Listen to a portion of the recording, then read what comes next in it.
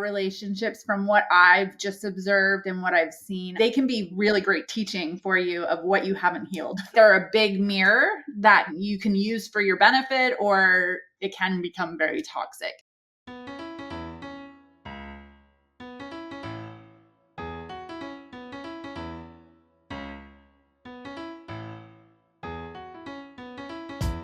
"83% of Americans identify as not very happy, which can hold you back and negatively affect your relationships and your business.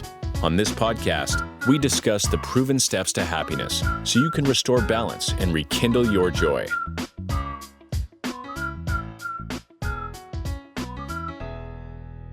Welcome to another episode of How to Be Happier for Entrepreneurs. Hope you're having an amazing day.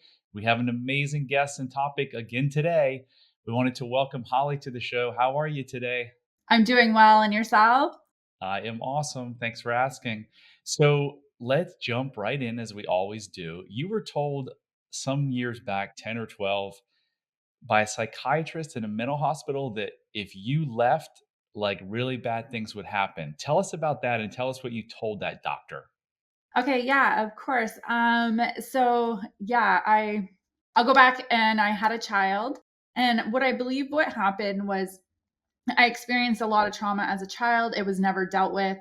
Got pregnant. There was stressors at home, had a baby, more stressors, and I wasn't sleeping, not eating. And so got me into an institution where they put me in isolation. So nobody's around, a mattress on a floor where a guard would watch me. So I had no interaction except for when they give me medication. It actually, 2 nurses pinned me down because I was refusing their medication at that time. 2 nurses pinned me down while another injected me with their medication. And so I woke up in isolation on a mattress on a floor, wondering what the fuck just happened. Sorry for my language. From then, my dad came to visit me. My mom, I think one of the things was my mom was in and out of the psych ward when I was a child. So one of my biggest fears was, oh my goodness, I don't ever want this to happen to me. And when I was 13, a therapist had actually told me, "Oh, are you scared to ever have children? Because when you have a child, it will likely happen to you." What will likely happen to you? That I would end up to be like my mom. She was out of this. Wow. Yeah. And so from the age of 13, and I believe in the power of the mind. But when I was 13, I had this fear of like, oh shit, what if I have kids and I turn out to be like that, like mentally unstable and have to be on medication? And so that for how many years? So when I got pregnant, it was planned. I put things in place to have people on my side to know what to look for. However, I think it was just a recipe, having not healed the trauma from a child, and then having a child, hormones, all the things was just a recipe for what had happened. So when I was in isolation, my dad came to visit me. We knew how we knew obviously the ins and outs and how it works, because as a child, my mother going in and out, I knew about how things worked. So they had put me on a form where I could not sign myself out until they deemed okay. And so when my dad came to see me, I was crying and I said, "Dad, listen to me. I will take any medication you want me to take. Just get me the hell out of here." He's like, "Holly, you know how the system works. That's not how it works. If you want to get out of here, you have to get better." And I said, "Oh, okay." So there was like a switch in my mind that went off of like, okay, I literally have to behave the way they want me to. I have to do what they say. I have to take the medication because I was refusing their medication. So I acted the way I was. And then 13 days later, I was being evaluated by a psychiatrist. And she's like, "Holly, you're not ready to go. You have a child. You need to stay here." And I was like, "No, like I need to get out of here." Like I wasn't like, you can only go out when from so on, I wasn't even allowed outside. Well, especially when in isolation, you're locked in. Sounds like jail. That's the worst form of punishment they do to prisoners is isolation. And that's where I mean, looking at their perspective, I guess, but it's the most unhuman thing I think you can do to a human, especially not having fresh air, or thinking about how you can heal. Anyways, at that day of the consultation, of the evaluation, they had deemed that I was okay and that I could sign myself out. However, the psychiatrist said, Holly, I don't believe you're ready. I don't think it's a good idea. I think if you leave here today, you'll be worse off than you are right now, and it will take you a lot longer to heal. And I looked at her and I said, I promise you, you will never see my face again. And so I was, honestly, I'm not going to lie, I was scared shitless because I had no idea how I was going to do this. But I knew I didn't want to be there. And I went through 3 psychiatrists until I found one that was on board with what I wanted. I was highly heavy medicated to the point of where I was staying. I was staying with my dad and my stepmom because I was so highly medicated, and they were helping me take care of my daughter because I'd left her dad. Where I would sit on the couch and I could hear everything going on, but I could barely move because that's how highly medicated I was. And then when the medication would start to wear off, I'd start to have panic attacks. And they would say, oh, it's time for your medication. I remember having this thought in my mind, like, how can I function? And like, this is no way to live. Like, I can't live like this. I can't even work. How could I work in a job where I can barely move, barely function? Like, I was so high, and I tried drugs in school. I'd never been that like high, of like so out of it. Like, I was so gone just by the medication. So that led me on a healing direction of like, I've never been a fan of medication because I'm like, I feel like it's numbing something that I'm not dealing with. Like, my mom. Holly, can we pause a second? You've said so many amazing things. So we'll pick back up on the healing journey in a couple of minutes. But man, I've got some, I'm like just, wow. For those of you who can't see me, I'm like shaking my head like, are you kidding me? At 13 years old, why in the hell would a therapist ever have told you, are you scared to have kids? Basically, like you're going to end up like your mom.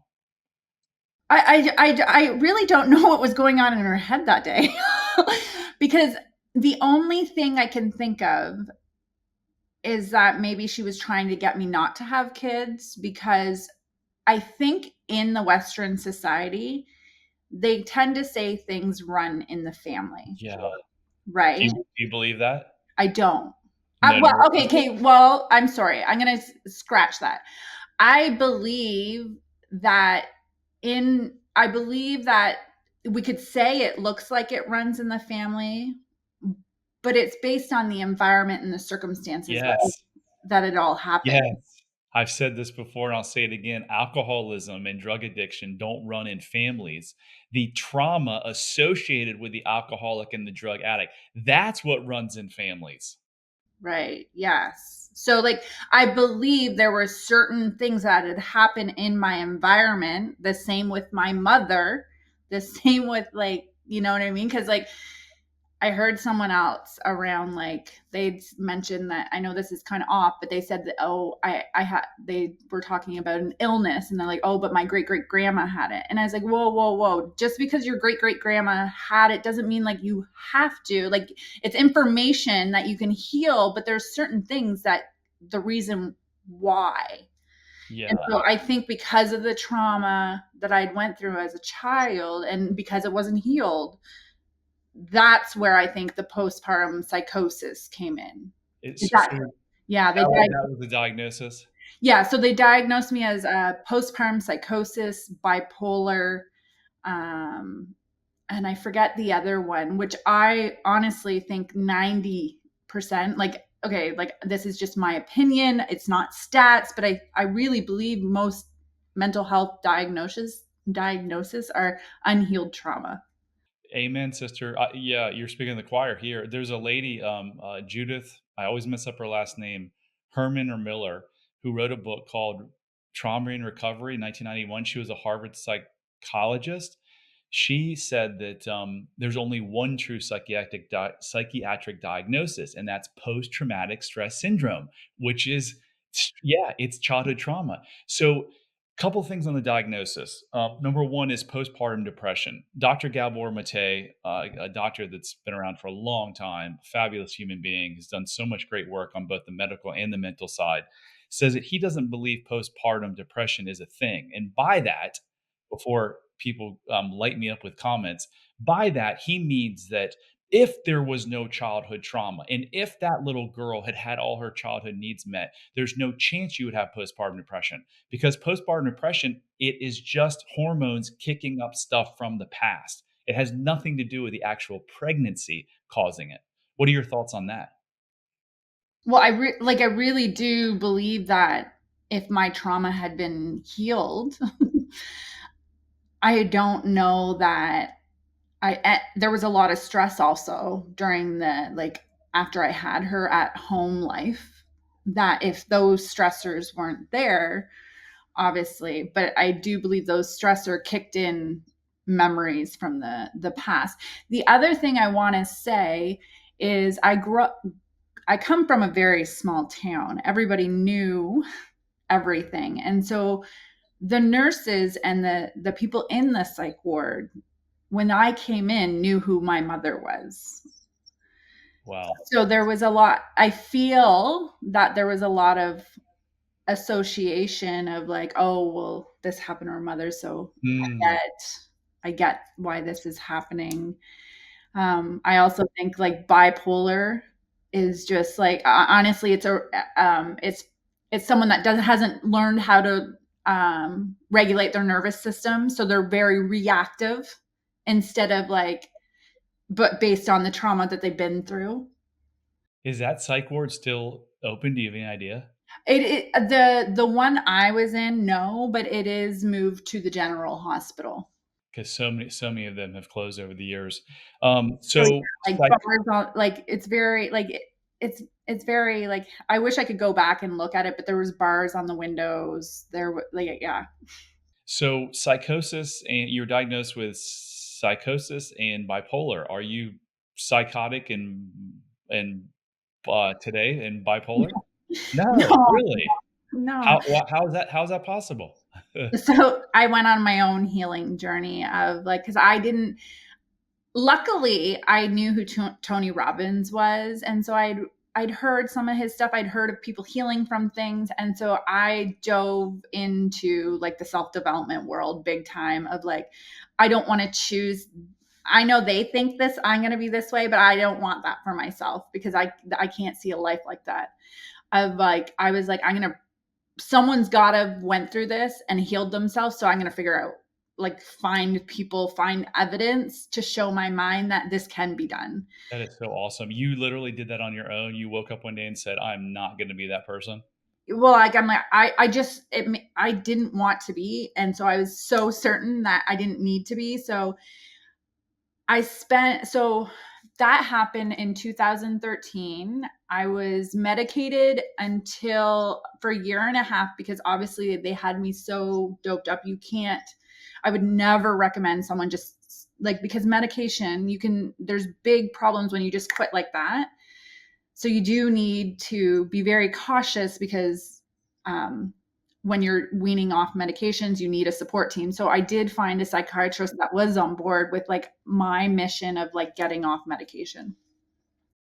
And then I spent 2 years in this program with a lovely lady who was my counselor or whatever. And after 2 years, though, they're like, she's like, I can't help you anymore. Like, you're doing well. We don't know what to do. However, there was still this emptiness inside me.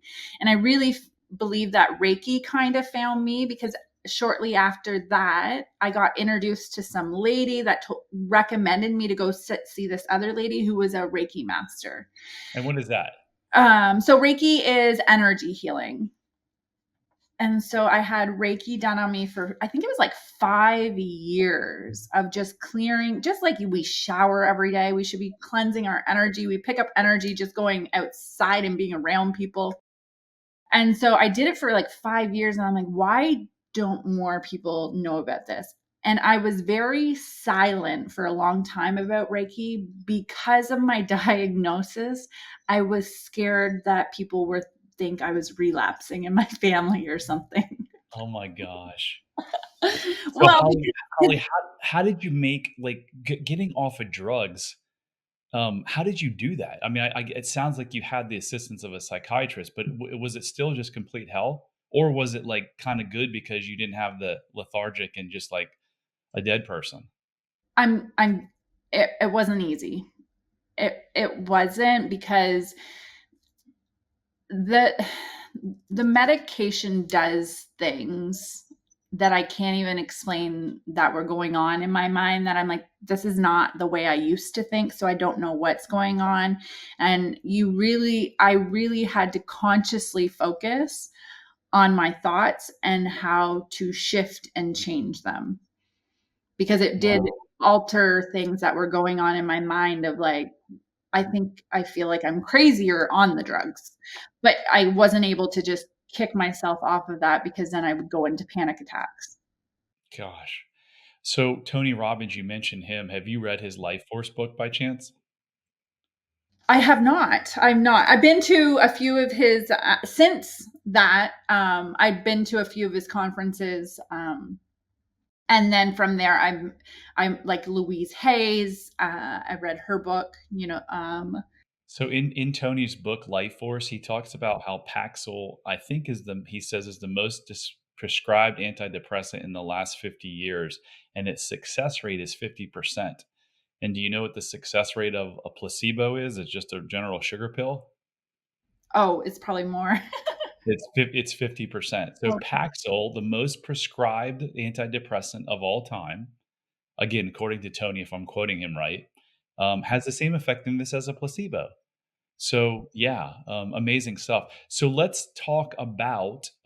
Was there more stuff you wanted to say about the healing process before we move into? I want to check on how your daughter's doing, and then talk about how you found the ex-husband and kind of his trauma. So I don't know. There's so much I could talk about in this story, but Let me ask you this: what's the single best thing to go from Western medicine psychosis to borderline, or excuse me, I get that mixed up, bipolar? What was the single best thing that happened to you or that you did? Because it seems like we'll get into what your life is like now, but it's a far cry from psychosis and bipolar. so what's like, sorry, can you repeat that again one more time? Yes. So, Which, so you went on this crazy healing yeah, journey, right? If you could have just said the one thing that made the most impact in that journey, what was the one thing? deciding that I didn't want the life that they were telling me I was going to have, I think was the biggest, like, no, you don't think so? Okay, I'll fire you and hire somebody else. Of like, okay, but you're not on my team. I think is the biggest thing of like finding someone that was on my team and knew I could do it too. You Yeah. you can't work with someone who doesn't see it for you. Yeah, I love it. If you're listening to this, like, take medicine and mental well-being into your own hands. Don't settle for what the doctors are telling you, because so many of them don't know what they're talking about, unfortunately. There's a lot of really great doctors and they all mean well, but look what they were doing to you. I mean, that wasn't you would have been on medication for the rest of your life, I think. I think so too. And I think the other thing is we know what's going on in our body. We know. And I will say, like, in that moment, I understand I was not sane. I get it. I remember everything that was going on. Um, but at the same time, because of everything going on, they had already predetermined that that's how my rest of my life was going. Yeah. And I didn't see that for me. How's your daughter doing today? Oh, she's so good. She is 11. She's going to be 12 this year. Where my life has drastically shifted and changed big time. Well, tell us what you do now. So I am a healer.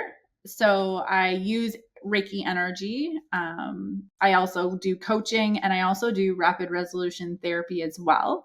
I do think rapid resolution therapy is. I didn't learn about it until later in my career. It was actually September 2022, I'd done a lot of shadow work and stuff, and I was getting very drained. And I just said, I want a quicker, funner, easier way of healing.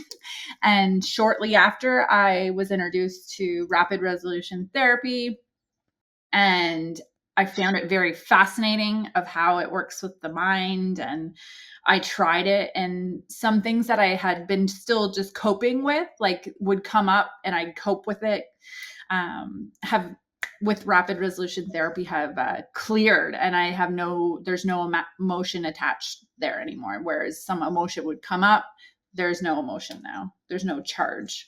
Amazing. Yeah. That's it, right? I mean, the essence of everyone's issues, whether they're addictions or mental, whatever they want to call them, disorders, is that underlying thing that they're running from, that is whatever the negative behavior is, it's keeping them from what the mind perceives as something even worse, right? And we always find out that that thing that's we think is worse is nothing more than an untruth that was formed from childhood trauma. So it's quite amazing. Let's talk a little bit, if you would, about, because I was in two marriages that didn't work, and they didn't work looking back because of the past of both of us, or all, there's three, two wives and myself. So talk a little bit about your thoughts on relationships and how we pair with people of similar trauma, and then, how it didn't work for you as well. I think relationships, from what I've just observed and what I've seen, I think they can be really great teaching for you of what you haven't healed.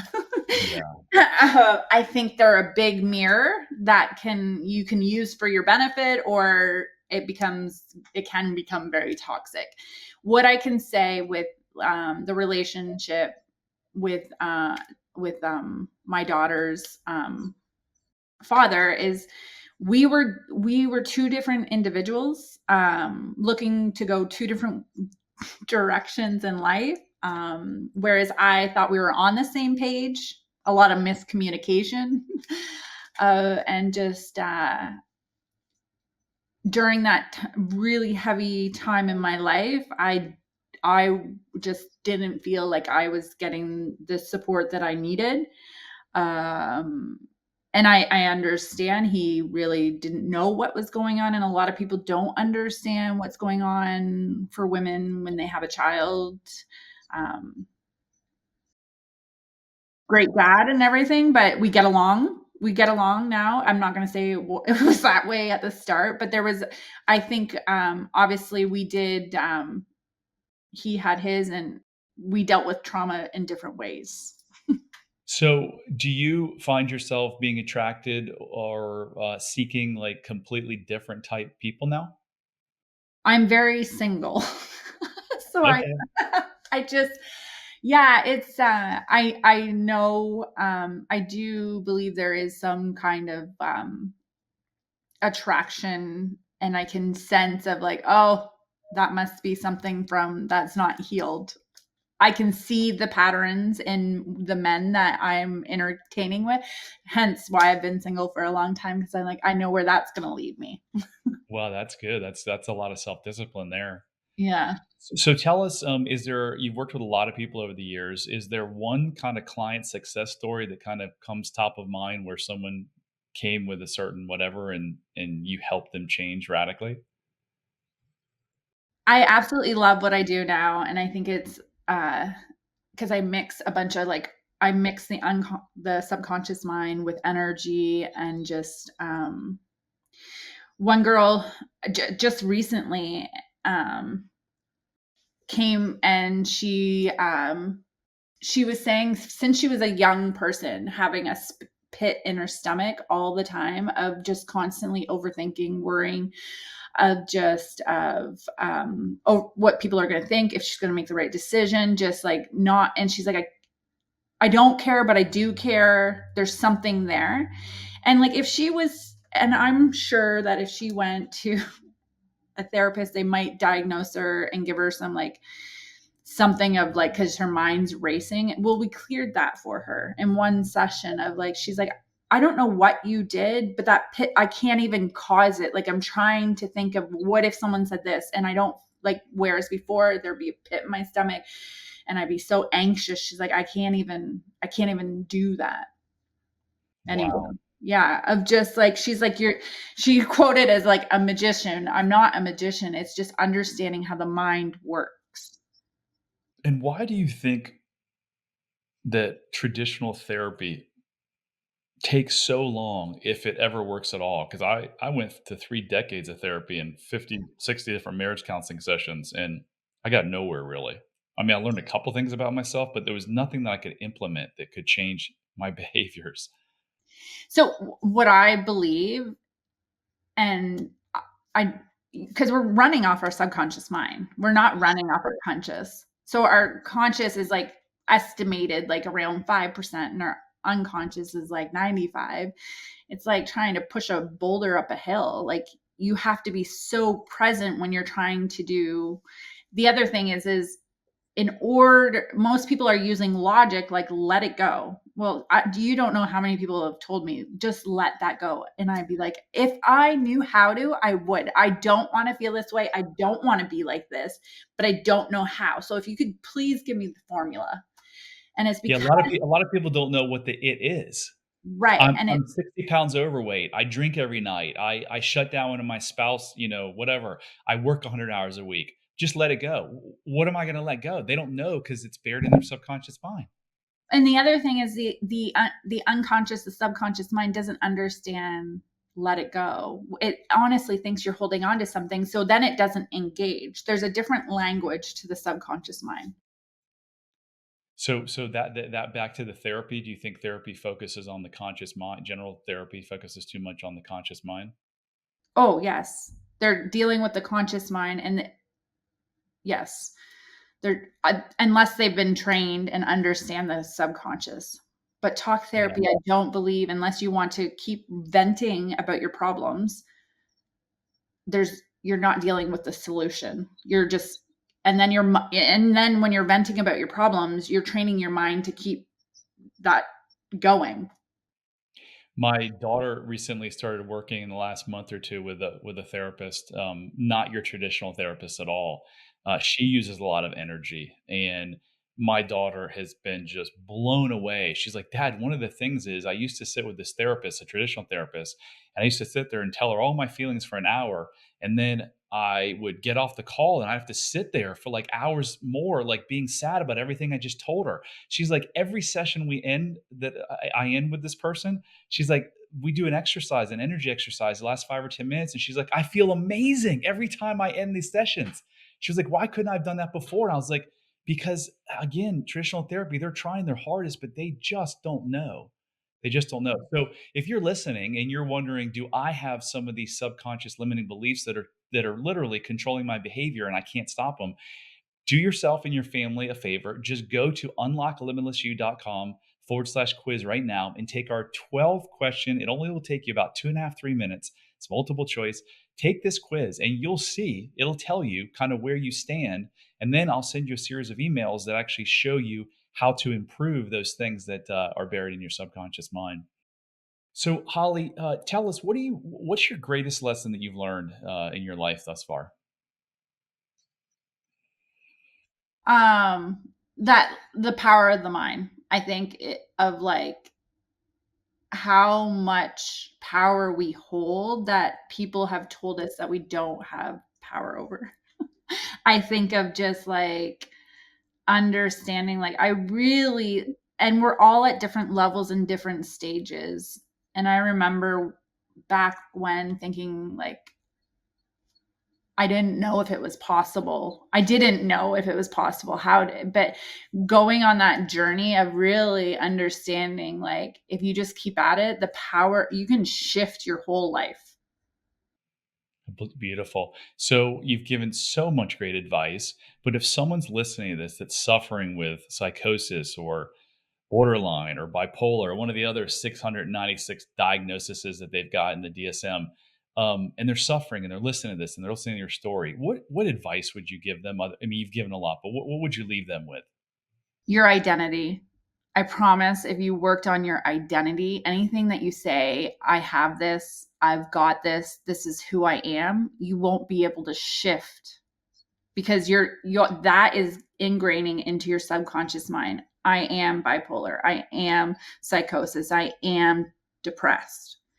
Is getting into your subconscious mind, and you run off your subconscious mind. So that's how you show up. So you cannot literally shift or change, because that's who you are, which I can say you might have those feelings, you might feel a certain way, but if you can detach that is who you are. And how do they best do that? Of like, who do you want to be? Who said you had to be that? Where are you going? Of like, I remember, I think it was one of the Tony Robbins trainings of like, list out everything that you think. And I remember making a list of it, said like, I'm lazy, I'm not motivated. Like, I was in a pretty low place at this time. I'm all these things. And I'm like, and he's like, do you want to be that? And I was like, well, no, who wants to be lazy, unmotivated? He's like, well, then write a list of who you want to be and start showing up. And the thing with the subconscious mind is if you start saying like, oh, I'm a millionaire, you're saying like things that contradict your subconscious mind won't take it on. So affirmations will not work, but there's things that you can do to get it in there. Like, oh, like, I really hated me, my body, like when I looked at myself in the mirror, I hated who I was. So Louise Hayes's book, one of the things she talks about is mirror work and healing. And I did this for 2 years, and it was life-changing. Of like, I'm learning to love myself, because I could not say I love myself because I was so disgusted with who I was, because of things that had happened in my life that had happened to me that I had held shame around. Yeah, we have all of our clients do mirror work. Wow, this is fascinating stuff. Well, Holly, that was amazing. Thank you so much for all of your input and all of your amazing advice. That concludes another episode of How to Be Happier for Entrepreneurs. Again, I am trying to reach 1 million people on this planet until I leave it. And I can't do it alone, so I need your help. So if you like this show, please rate it, please review it, please share it. Whatever you can do to get the word out, I would super appreciate it. Thank you, Holly. Thank you. Until next time, love heals all. Hit subscribe if you don't want to miss out on more life-changing content. And if you're struggling, you don't have to. Go to bradchandler.com/contact. There, you can join the Facebook community of like-minded entrepreneurs, and you'll see a button to schedule your freedom and happiness call. See you on the next episode.